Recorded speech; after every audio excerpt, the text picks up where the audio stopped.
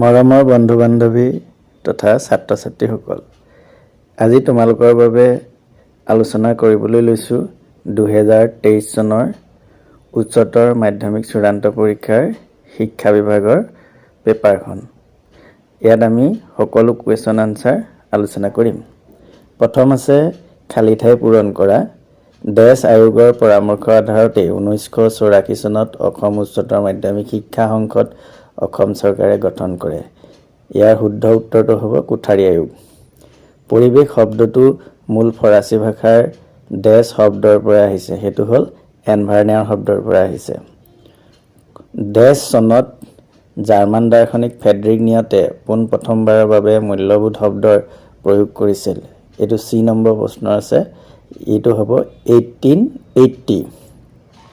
ডিটো আছে এজন ছাত্ৰই এটা অংক বহুবাৰ চেষ্টা কৰি নিজে সমাধান কৰিবলৈ সক্ষম হ'ল। এনে শিক্ষণ প্ৰক্ৰিয়াত শিক্ষণৰ কোনটো পদ্ধতি সমৰ্থিত? সেইটো উত্তৰ হ'ব প্ৰচেষ্টা আৰু ভুল পদ্ধতি।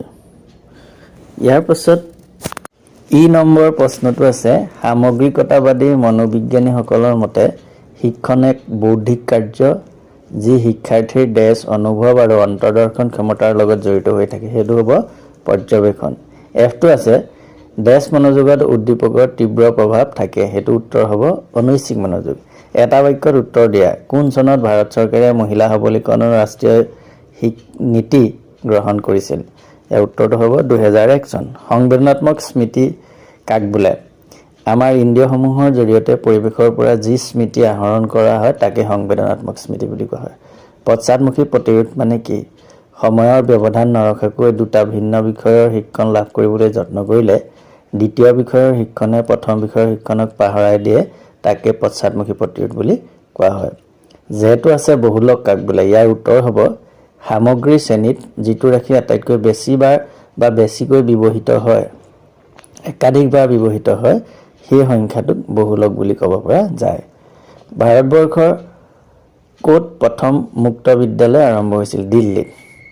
এলটো আছে এটা গণিতৰ পৰীক্ষাত 17 জন পৰীক্ষাৰ্থী অৱতীৰ্ণ হৈছিল, 8 জন শিক্ষাৰ্থী পৰীক্ষাত অনুতীৰ্ণ হৈছিল। উত্তীৰ্ণ শিক্ষাৰ্থীসকলৰ নম্বৰবোৰ দিয়া হৈছে 44, 32, 65, 72, 78, 80, 38, 50 আৰু 54। অৰ্থাৎ ইয়াত 17 জন ছাত্ৰ ছাত্ৰীৰ ভিতৰত 8 জনে ফেইল কৰিছিল আৰু বাকী 9 জনে পাছ কৰিছিল। ইয়াত আমাৰ পাছ কৰাখিনিৰ নাম্বাৰটো দিছে।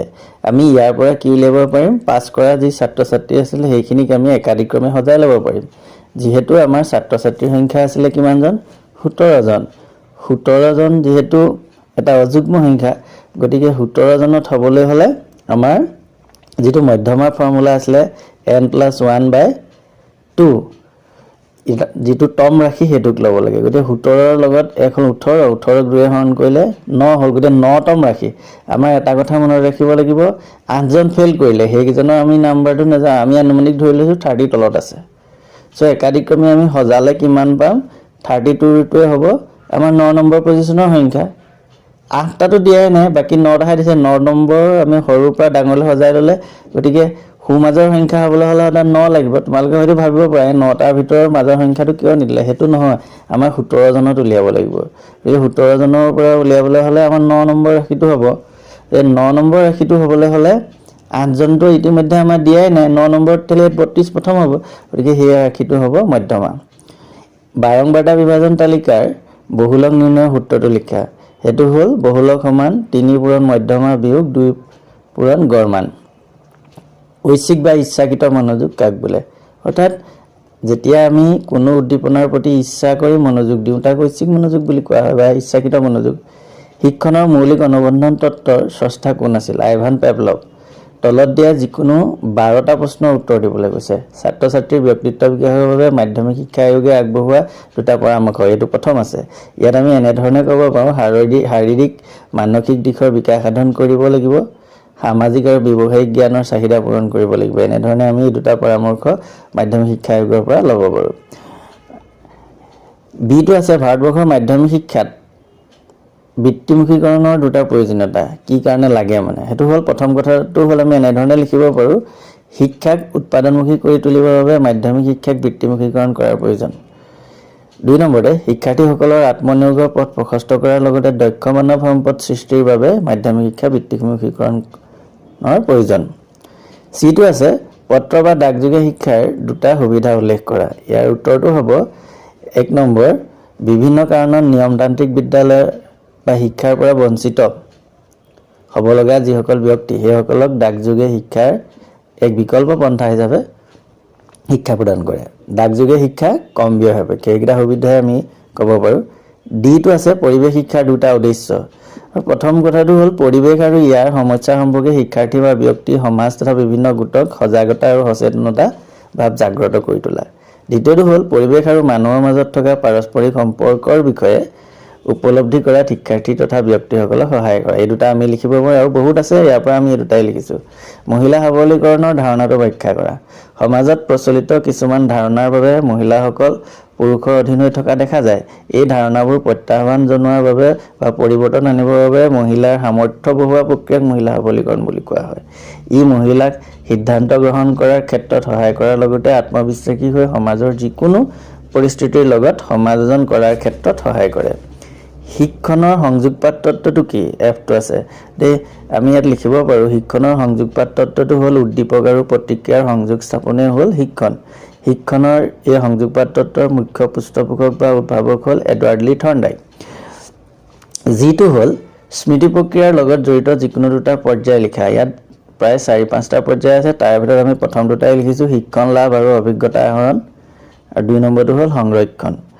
মানসিক স্বাস্থ্য বিজ্ঞানৰ দুটা উদ্দেশ্য উল্লেখ কৰা। ইয়াৰ আমি বিভিন্ন ধৰণৰ তোমালোকৰ কিতাপত আছে ইয়াৰ উদ্দেশ্য, আমি তাৰ দুটা এনেধৰণে ক'ব পাৰোঁ। সুন্দৰভাৱে মানসিক স্বাস্থ্যৰ লগত সম্পৰ্কিত সমস্যাসমূহ জনা আৰু বুজাত সহায় কৰা। সুন্দৰ মানসিক স্বাস্থ্য বিজ্ঞানৰ অনুশীলনৰ কথাবোৰ বুজি পোৱাত সহায় কৰা। এতিয়া তলত দিয়া তথ্য বা ৰাশিসমূহৰ পৰা গড়মান আৰু বহুলক নিৰ্ণয় কৰা। গড়মানৰ আমি সংজ্ঞাটো জানো সামেশ্যন x/n। সামেশ্যন x/n মানে গোটেই সংখ্যাবিলাক যোগ কৰি 8ৰে হৰণ কৰিব লাগে। আমি সংখ্যাখিনি যোগ কৰিলে পাম 380, 80ক 8ৰে ডিভাইড কৰিলে 47.5, এইটো হ'ব গড়মান। এতিয়া আমি আগতো পাইছোঁ যে বহুলক হ'ল বাৰে বাৰে ব্যৱহৃত সংখ্যা বুলি। ইয়াত এটা সংখ্যাও বাৰে বাৰে ব্যৱহৃত সংখ্যা নাই, গতিকে ইয়াত আমি বহুলক নাই বুলি লিখিলেই হ'ব। যেটো হ'ল কেন্দ্ৰীয় প্ৰৱণতাৰ জোখ হিচাপে গড়ৰ দুটা সুবিধা লিখা। প্ৰথমটো আমি ক'ব পাৰোঁ গড়ৰ সংজ্ঞাটো স্পষ্ট আৰু কটকটীয়া। গড়ে সকলো ৰাশিকে প্ৰতিনিধিত্ব কৰে। 2 নম্বৰটো আমি এনেধৰণে ক'ব পাৰোঁ। মধ্যমাৰ দুটা অসুবিধা। প্ৰথমটো হ'ল গড়তকৈ মধ্যমাৰ নিৰ্ণয় কৰাৰ ক্ষেত্ৰত নিৰ্ভৰযোগ্যতা কম। ইয়াৰ কোনো বীজগণিতীয় মূল্য নাই বা ইয়াত সকলোবিলাক ৰাশিৰ মান নাজানিলেও হ'ল, স্থানৰ ওপৰতহে ভিত্তি কৰে। এলটো হ'ল স্মৃতিৰ বাবে বিস্মৃতিৰ প্ৰয়োজন, কাৰণ দৰ্শোৱা। ইয়াৰ কাৰণটো হ'ল বিস্মৃতিয়ে আমাৰ পুৰণি অপ্ৰয়োজনীয় যিবিলাক কথা বা প্ৰতিৰূপসমূহ অচেতন মনৰ পৰা গভীৰ থলীলৈ ঠেলি পঠিওৱাৰ ফলস্বৰূপে আমাৰ কি হয়, সচেতন মনে নতুন নতুন জ্ঞান আহৰণ বা অভিজ্ঞতা আহৰণৰ ক্ষেত্ৰত বা আহৰণ কৰিবলৈ সক্ষম হয়, আৰু সেয়াহে কোৱা হয় স্মৃতিৰ বাবে বিস্মৃতিৰ প্ৰয়োজন। পৰিপক্কতা আৰু শিক্ষণৰ মাজত দুটা পাৰ্থক্য উল্লেখ কৰা। পৰিপক্কতা দৈহিক কাৰণৰ ওপৰত নিৰ্ভৰশীল, অন্যহাতে শিক্ষণ হ'ল মানসিক কাৰণৰ ওপৰত নিৰ্ভৰশীল। পৰিপক্কতাত ব্যক্তিৰ সচেতন হৈ নাথাকে, কিন্তু শিক্ষণ হৈছে এক সচেতন প্ৰক্ৰিয়া। অগতানুগতিক শিক্ষাৰ দুটা উদ্দেশ্য উল্লেখ কৰা। অগতানুগতিক শিক্ষাৰ দুটা উদ্দেশ্য হ'ল বিদ্যালয়লৈ নোযোৱা বাকৈ থকা যিসকল ল'ৰা ছোৱালীক শিক্ষাৰ সুবিধা প্ৰদান কৰি শিক্ষাক সাৰ্বজনীন কৰা। 2 নম্বৰটো হ'ল জীৱনৰ মানদণ্ড উন্নত কৰা আৰু ৰাষ্ট্ৰৰ বিকাশত উপযুক্ত সহযোগিতা আগবঢ়াব পৰাকৈ উপযুক্ত ব্যক্তি গঢ় দি তোলা। পৰিৱেশ শিক্ষাৰ দুটা নীতি। আমি চমুকৈ এনেকৈও লিখিব পাৰোঁ সৰলৰ পৰা জটিললৈ, অনিশ্চয়তাৰ পৰা নিশ্চয়তালৈ। আৰু তোমালোকে কি কৰিব পাৰা, ইয়াৰ পৰা লাইনকেইটা এনেধৰণে অকণমান বহলাই লিখিব পাৰা। মই যিমান পাৰোঁ অলপ খৰকৈ কোৱাৰ কাৰণটোৱে হ'ল ভিডিঅ'টো নহ'লে যথেষ্ট দীঘল হ'ব, সেইকাৰণে সময় কভাৰ কৰিবৰ কাৰণে যিমান পাৰোঁ সংক্ষিপ্ত আকাৰত আমি প্ৰশ্নবিলাকৰ উত্তৰবিলাক কৈ গৈছোঁ, কিন্তু লিখিত ৰূপত সকলো আছে, ইয়াৰ পৰা চাই তোমালোকে লিখিব পাৰিবা। মূল্যবোধৰ শিক্ষা বুলিলে কি বুজা? মূল্যবোধৰ শিক্ষা বুলিলে এনে এক শৈক্ষিক কাৰ্যসূচী অন্তৰ্ভুক্তিকৰণৰ কথাকে সূচায় যিবোৰে ব্যক্তিৰ সমাজ তথা উন্নতিৰ ক্ষেত্ৰত অৰিহণা যোগায় অৰ্থাৎ কাৰ্যসূচীবোৰে সমাজ এখনক স্বীকৃতি প্ৰদান কৰাত সহায় কৰে। ই এজন ব্যক্তিৰ সৰ্বাত্মক বিকাশত অৰ্থাৎ শাৰীৰিক মানসিক নৈতিক সৌন্দৰ্যবোধক সামাজিক আৰু আধ্যাত্মিক বিকাশত সহায় কৰে। ইয়াৰ পিছত আহিলে তলত দিয়া যিকোনো 10টা প্ৰশ্নৰ উত্তৰ কৰা 4 মাৰ্কৰ কাৰণে। প্ৰথমটো আছে মাধ্যমিক শিক্ষা আয়োগে আঙুলিয়াই দিয়া ভাৰতবৰ্ষৰ মাধ্যমিক শিক্ষাৰ 4টা আখুৱা। আমি ৰঙা চিয়াহীয়ে এনেধৰণে দিয়া আছে। তোমালোকক মূল পইণ্টকেইটা মই কৈছোঁ। যান্ত্ৰিক পুথিগত আৰু একমুখী শিক্ষা বুলি অভিহিত কৰিছিল। মাধ্যমিক শিক্ষা পৰীক্ষা কেন্দ্ৰিক বুলি কৈছিল। শিক্ষক ছাত্ৰৰ ব্যৱধান বেছি বুলি কৈছিল আৰু শিক্ষক নিৰ্বাচনৰ যিটো প্ৰক্ৰিয়া সেইটো ত্ৰুটিপূৰ্ণ বুলি কৈছিল। আমি এই কথাখিনিকে এনেধৰণে লিখিব পাৰোঁ আৰু এই পইণ্টখিনিত অলপমান বহলাই লিখোঁ বুলি ক'লেও তোমালোকে লিখিব পাৰা। ইয়াৰ পিছত আহিলে মাধ্যমিক বিদ্যালয়ৰ ছাত্ৰ ছাত্ৰীৰ ক্ষেত্ৰত প্ৰয়োগ হোৱা শাৰীৰিক শিক্ষাৰ যিকোনো 4টা প্ৰয়োজনীয়তা। শাৰীৰিক শিক্ষাৰ প্ৰয়োজনীয়তাৰ বিষয়ে আমি এনেধৰণে ক'ব পাৰোঁ। শাৰীৰিক শিক্ষাৰ দ্বাৰা মানুহৰ সুস্বাস্থ্য কেনেদৰে ধৰি ৰাখিব পাৰি সেই সম্পৰ্কে যথাৰ্থ জ্ঞান ছাত্ৰ ছাত্ৰীসকলক দিব পাৰি। দ্বিতীয়টো হ'ল শাৰীৰিক কাৰ্যক্ৰমণিকে সুখৰ জীৱন কটোৱাত সহায় কৰাৰ উপৰিও বৌদ্ধিক ক্ষমতা বৃদ্ধি তথা চৰিত্ৰ গঠনৰ ক্ষেত্ৰতো সহায় কৰে। ই বাস্তৱ জীৱনৰ সন্মুখীন হোৱাৰ ক্ষেত্ৰতো সহায় কৰে। ছাত্ৰ ছাত্ৰীসকলৰ পূৰ্ণ ব্যক্তিত্ব বিকাশৰ সাধন কৰাৰ বাবে মাধ্যমিক বিদ্যালয়ৰ ছাত্ৰ ছাত্ৰীৰ ক্ষেত্ৰত শাৰীৰিক শিক্ষাৰ প্ৰয়োজন। 4 নম্বৰটো হ'ল শাৰীৰিক শিক্ষাৰ দ্বাৰা শিক্ষাৰ্থীসকলৰ সুপ্ত প্ৰতিভা বিকাশ কৰাৰ লগতে নেতৃত্ব বিকাশ সাধন কৰাৰ বাবে মাধ্যমিক বিদ্যালয়ৰ ছাত্ৰ ছাত্ৰীৰ ক্ষেত্ৰত শাৰীৰিক শিক্ষাৰ প্ৰয়োজন। কিয়নো বহুতে মাধ্যমিক শিক্ষা শেষ কৰাৰ পাছতে কোনো শিক্ষা সাং কৰে। গতিকে ইয়াৰ পিছত নেতৃত্ব দিবলৈ বা আমাৰ গণতান্ত্ৰিক দেশৰ সফলতাও নিৰ্ভৰ কৰে নেতৃত্বৰ ওপৰত। গতিকে নেতৃত্বৰ জ্ঞানো আমাৰ মাধ্যমিক শিক্ষাত দিয়াটো প্ৰয়োজন আৰু এই শাৰীৰিক শিক্ষাই নেতৃত্ব দিয়াৰ ক্ষেত্ৰতো সহায় কৰে। আমি এনেধৰণে কথাবিলাক লিখিব পাৰোঁ। গতিকে উপৰোক্ত এই প্ৰয়োজনীয়তাবোৰ থকাৰ কাৰণে চিন্তাবিদসকলৰ মতে মাধ্যমিক পৰ্যায়ত ব্যায়াম শৰীৰ চৰ্চা যোগ ধ্যান সাঁতোৰ আদি শাৰীৰিক শিক্ষাৰ পাঠ্যক্ৰমত অন্তৰ্ভুক্ত হ'ব লাগে বুলি তেওঁলোকে অভিহিত কৰিছে। চিটো হ'ল জনসংখ্যা শিক্ষাৰ 4টা প্ৰয়োজনীয়তা। আমি ইয়াত 4টা পইণ্ট দিছোঁ। ইয়াৰ পৰা তোমালোকক অতি সংক্ষিপ্ত আকাৰত আমি ক'বলৈ হ'লে এনেধৰণে ক'ব পাৰোঁ। জনসাধাৰণৰ মাজত থকা প্ৰাচীন বা পৌৰাণিক যিবিলাক অন্ধবিশ্বাস সেইবিলাক আঁতৰ কৰাৰ ক্ষেত্ৰত ই সহায় কৰে। জনসংখ্যা শিক্ষাই পৰিয়াল পৰিকল্পনাৰ মাজত বা আমাৰ জীৱনৰ মানদণ্ড উন্নতৰ ক্ষেত্ৰতো সহায় কৰে। জনসংখ্যা বিস্ফোৰণে কেনেধৰণে কি সমস্যাৰ সৃষ্টি হৈছে আৰু কেনেকৈ সমাধান কৰিব পাৰি তাৰ সম্পৰ্কে ছাত্ৰ ছাত্ৰীক অৱগত কৰায়। সেইবাবেও ইয়াক অতি প্ৰয়োজন। মহিলা আৰু পুৰুষৰ মাজত যি সমতা সেই বিষয়ে জনসংখ্যা শিক্ষাৰ দ্বাৰা অৱগত কৰাব পাৰি। এইখিনি হ'ল। গতিকে এনেবিলাক কাৰণতে আমাৰ জনসংখ্যা শিক্ষাৰ প্ৰয়োজনীয়তা বুলি আমি ক'ব পাৰোঁ বা প্ৰয়োজন আছে বুলি আমি ক'ব পাৰোঁ। প্ৰচেষ্টা আৰু ভুল পদ্ধতিৰ শৈক্ষিক মূল্য অৰ্থাৎ শিক্ষাৰ ক্ষেত্ৰত কেনেকৈ প্ৰয়োগ কৰে সেইখিনি আমি ইয়াত লিখিব লাগে। প্ৰথম কথাটো হ'ল এই পদ্ধতিৰ দ্বাৰা বা ইয়াত ক্ৰিয়াৰ দ্বাৰা এক্টিভিটি বেছ শিক্ষা ইয়াত প্ৰদান কৰা হয়। যিমানখিনি শিক্ষা দিয়া হয় সেইবিলাক সদায় প্ৰেক্টিকেল হয় প্ৰায়োগিক হয়।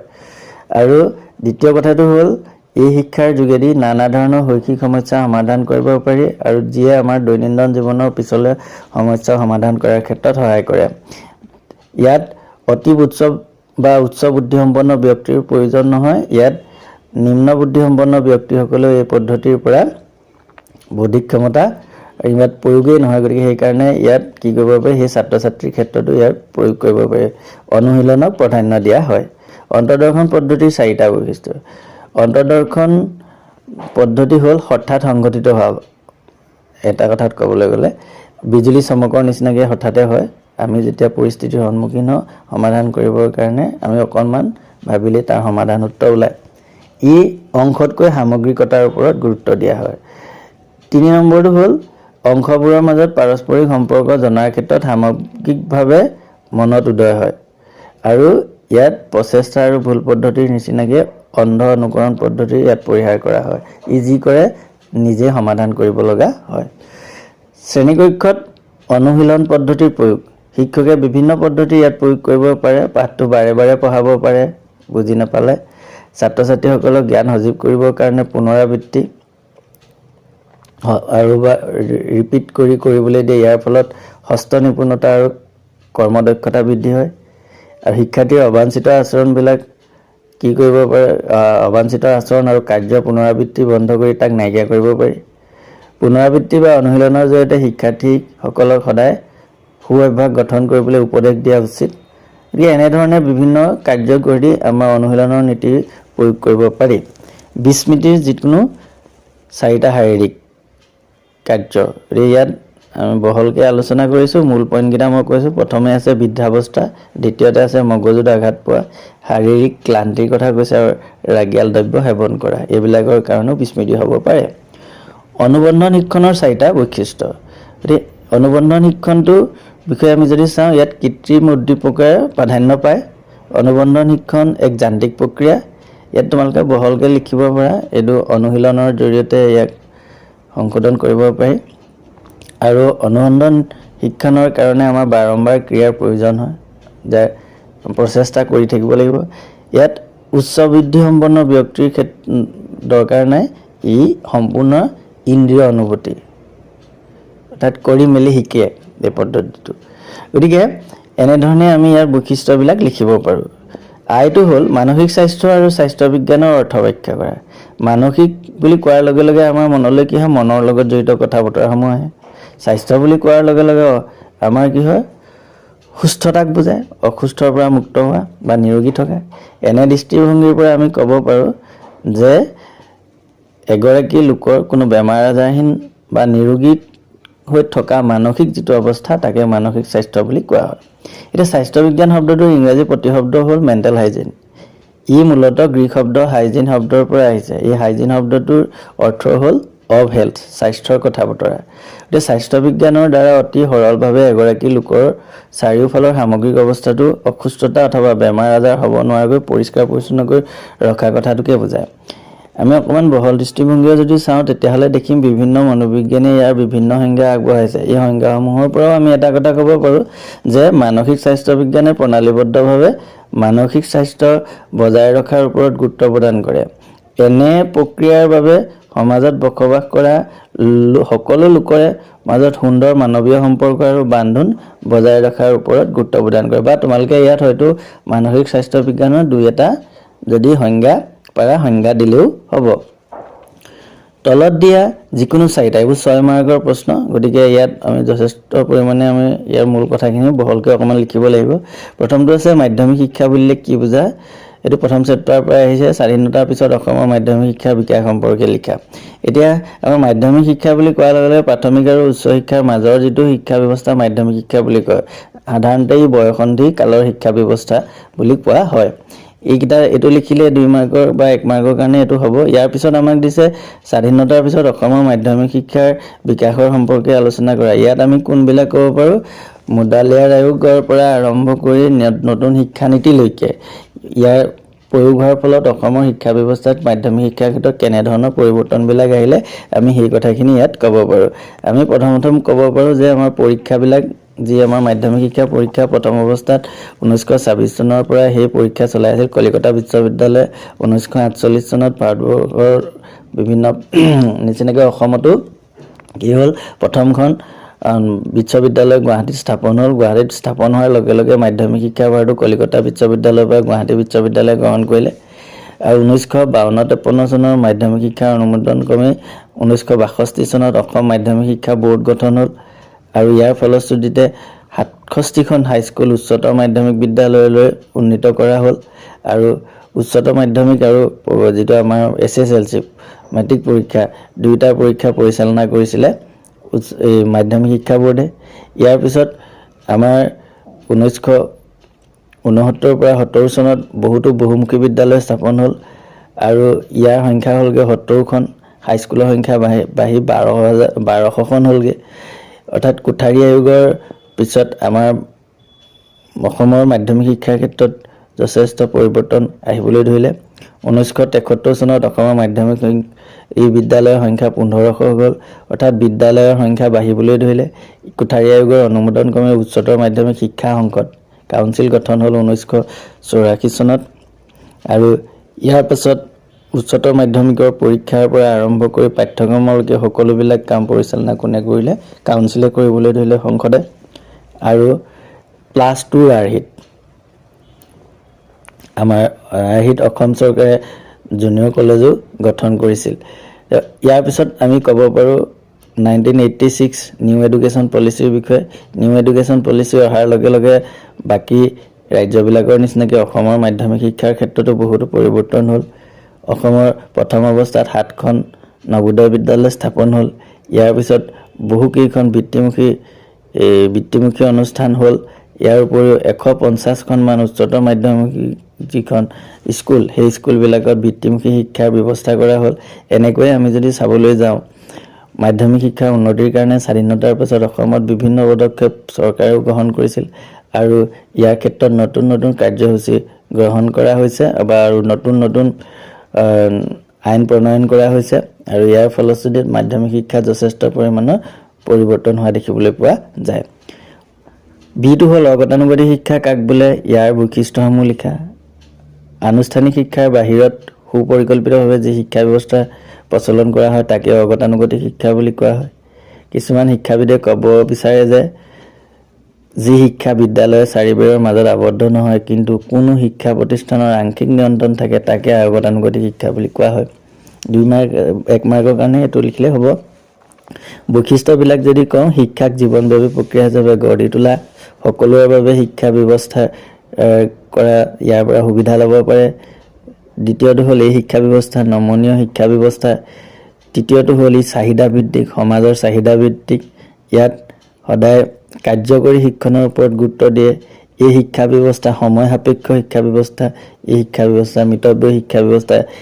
ইয়াত শিক্ষাৰ্থীৰ স্বতঃস্ফূৰ্ত শিক্ষা অৰ্থাৎ সেল্ফ লাৰ্ণিং বা নিজে শিক্ষা আহৰণ কৰিব পৰা ক্ষমতা বৃদ্ধি পায়। গতিকে এইখিনিয়ে হ'ল ইয়াৰ বৈশিষ্ট্য। চিটো আছে দূৰ শিক্ষা কাক বোলে, দূৰ শিক্ষাৰ তাৎপৰ্যপূৰ্ণ দিশবোৰ লিখা। দূৰ শিক্ষা ব্যৱস্থাটো হ'ল ব্যক্তিসকলৰ দৃষ্টিভংগীক বিস্তৃত অৱস্থালৈ অগ্ৰসৰ কৰা এবিধ শিক্ষা ব্যৱস্থা। ই এক অভিনৱ শিক্ষা ব্যৱস্থা। এই শিক্ষাৰ ধাৰণাটোৱে 3টা দিশ সামৰি লয়: শিক্ষাৰ্থী কেন্দ্ৰিক শিক্ষা, পৰোক্ষ শিক্ষা আৰু প্ৰকৃত জীৱনবোধৰ শিক্ষা। এতিয়া দূৰ শিক্ষাৰ আমি তাৎপৰ্যপূৰ্ণ দিশবিলাকৰ বিষয়ে যদি আলোচনা কৰিবলৈ যাওঁ, ইয়াত আমি বহুতো দিশ আমি দেখিবলৈ পাওঁ। কিন্তু দূৰ শিক্ষাৰ ক্ষেত্ৰত কিগানৰ নাম উল্লেখযোগ্য। কিগানে যথেষ্ট পৰিমাণে দূৰ শিক্ষাক এটা নতুন দিশ প্ৰদান কৰিছিল। কিগানে মানৱ সমাজৰ কল্যাণৰ বাবে দূৰ শিক্ষাৰ মাধ্যমেৰে বহুখিনি কথা তেওঁ অৱদান আগবঢ়াই থৈ গৈছে। তেওঁৰ মতে দূৰ শিক্ষাৰ তাৎপৰ্যমূলক দিশকেইটা হ'ল শিক্ষক শিক্ষাৰ্থীক পৃথকীকৰণ, শৈক্ষিক সংগঠনৰ ভূমিকা, কাৰিকৰী মাধ্যমৰ স্থান, দ্বৈত পদ্ধতিৰ যোগাযোগ ব্যৱস্থা, শিকাৰুসকলক তেওঁলোকৰ দলৰ পৰা পৃথকীকৰণ, উদ্যোগীকৰণ। ইয়াৰ উপৰিও তোমালোকৰ কিতাপত আৰু বিভিন্ন ধৰণৰ ইয়াৰ দিশবিলাক আছে, সেই দিশবিলাক ইয়াত লিখিলেই হ'ব। ডিটো হ'ল স্মৃতি কাক বোলে। স্মৃতি হৈছে অতীতৰ অভিজ্ঞতা পুনৰুদ্ধাৰ কৰা কাৰ্য। বিভিন্ন সময়ত মনোবিজ্ঞানীসকলে স্মৃতি সম্বন্ধে নিজৰ নিজৰ মতামত দাঙি ধৰিছে। এইখিনিতে আমি এটা সংজ্ঞা দিব পাৰোঁ। জে.এছ. ৰছৰ মতে স্মৃতি হৈছে পূৰ্ব অভিজ্ঞতাৰ প্ৰৱণতাৰ দ্বাৰা নিৰ্ধাৰিত এক নতুন অভিজ্ঞতা। এতিয়া চোৱা, ইয়াৰ ভাল লক্ষণবিলাক যদি ক'বলৈ যাওঁ, উত্তম স্মৃতিৰ লক্ষণবিলাক হ'ল দ্ৰুত আৰু সহজভাৱে শিক্ষা আহৰণ কৰিব পৰা ক্ষমতা, দীৰ্ঘ সংৰক্ষণ, শুদ্ধ পুনৰ বা ব্যক্তিকৰণ বা সোনকালে আয়ত্ত কৰিব পৰা, প্ৰয়োগ ক্ষমতা অত্যাধিক ইত্যাদি। ইটো হ'ল শিক্ষণ বুলিলে কি বুজায়, ইয়াৰ গুৰুত্বপূৰ্ণ চৰ্তবোৰ আলোচনা কৰা। যেতিয়া আমি বিভিন্ন পৰিৱেশৰ লগত সমাযোজন কৰিবলগীয়া হয় তেতিয়া আমি যথেষ্ট জ্ঞান আহৰণ কৰোঁ, যিবোৰ আমাৰ প্ৰকৃতি সলনি কৰে আৰু যিবোৰে অমাৰ্জিত সহজাত প্ৰতিক্ৰিয়া আচৰণ সংঘটিত কৰে। এই সমগ্ৰ প্ৰক্ৰিয়াটোকে শিক্ষণ বুলি কোৱা হয়। অৰ্থাৎ অভিজ্ঞতাৰ যোগেদি প্ৰতিক্ৰিয়া বা আচৰণ পৰিৱৰ্তন বা পৰিশোধন কৰাই হৈছে শিক্ষণ। এতিয়া শিক্ষণৰ অভিজ্ঞতা ইমানেই ব্যাপক যে এই প্ৰক্ৰিয়াৰ অনেক উপাদানে ইয়াক প্ৰভাৱান্বিত কৰে। ইয়াত সেই উপাদান বা চৰ্তসমূহৰ বিষয়ে যদি আমি আলোচনা কৰোঁ, সেইখিনি হ'ল পইণ্টখিনি ইয়াত দিয়া আছে।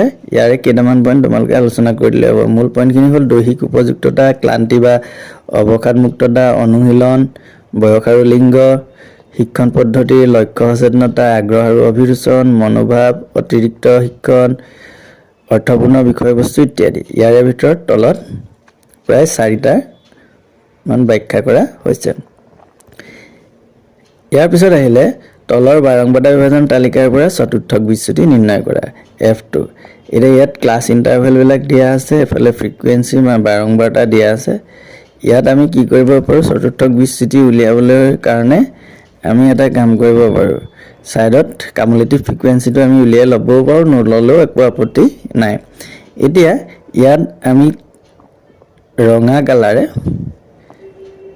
আৰু হালধীয়া কালাৰে Q1 আৰু Q3 টো নিৰ্ধাৰণ কৰি লৈছো এতিয়া Q1 আৰু Q3 কেনেকৈ নিৰ্ধাৰণ কৰিম হেতু সকে তোমালোকে ইতিমধ্যে ফৰ্মুলাৰ পৰা জানা আমি এতিয়া প্ৰথম যেতিয়া Q1 ৰ কথা ক'বলৈ যাম Q1 ৰ কথা ক'বলৈ গলে ইয়াত আমি কি কৰিব লাগিব যেতিয়া আমি এই বিষয়ে ক'বলৈ যাম ক'বলৈ গলে আমি প্ৰথম আমি Q1 উলিয়াম এতিয়া Q1 ত ধৰা এনেকৈ লিখিম L plus n by 4 minus f into I f q ক'বাত fm ও থাকিব পাৰে cumf বুলিও থাকিব পাৰে ফৰ্মুলাটো একো নাই L টো হ'ল সাইডত আমি লিখি দিব লাগিব কেনেকৈ আছে ইয়াৰ n যেহেতু 60 আছে n by 4 হলে 60 ক 4 এ ডিভাইড কৰিলে 15 হ'ব গতিকে আমি L1 ত কি কৰিম 15 চাম 15 ক'ত পৰে সেই ঘৰৰ শ্ৰেণী অন্তৰালটো আমি লম নিম্ন সীমাটো তাৰ পিছত n by 4 টো হ'ব হেতু তাৰ পিছৰ ঘৰৰ সঞ্চয় বাংবাৰটাটো আমি ল'ব লাগিব f ত হেতু হ'ল 10 ইন্ডিকেশন কৰা আছে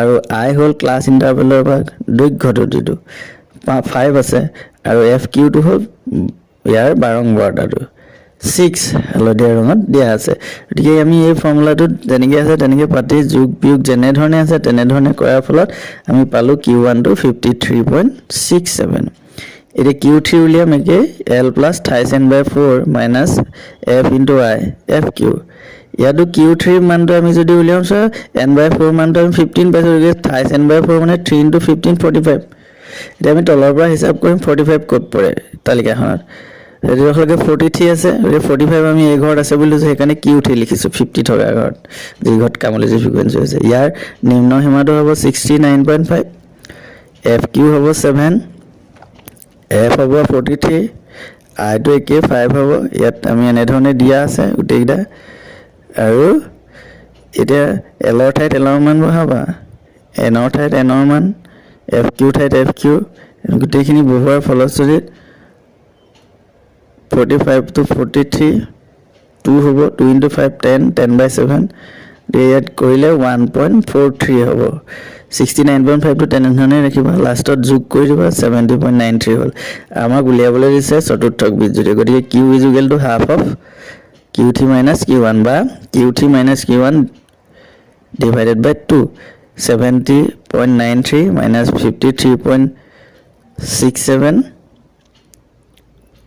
within bracket divided by 2 so 17.26 divide কৰিলে 8.63 গতিকে নিৰ্ণয় চতুৰ্থক বিচ্ছুতি হ'ব 86.63 গতিকে এইখিনি আছিল আমাৰ 2023 চনৰ যিখন শিক্ষা বিষয় প্ৰশ্ন কাকত তাৰ সবিশেষ আশা কৰো ইয়াৰ পৰা তোমালোকে যথেষ্ট কথা আহৰণ কৰিব পাৰিবা ইয়াৰ পিছত সকলোকে ধন্যবাদ জনাই আজিৰ বিষয়বস্তু ইমানতে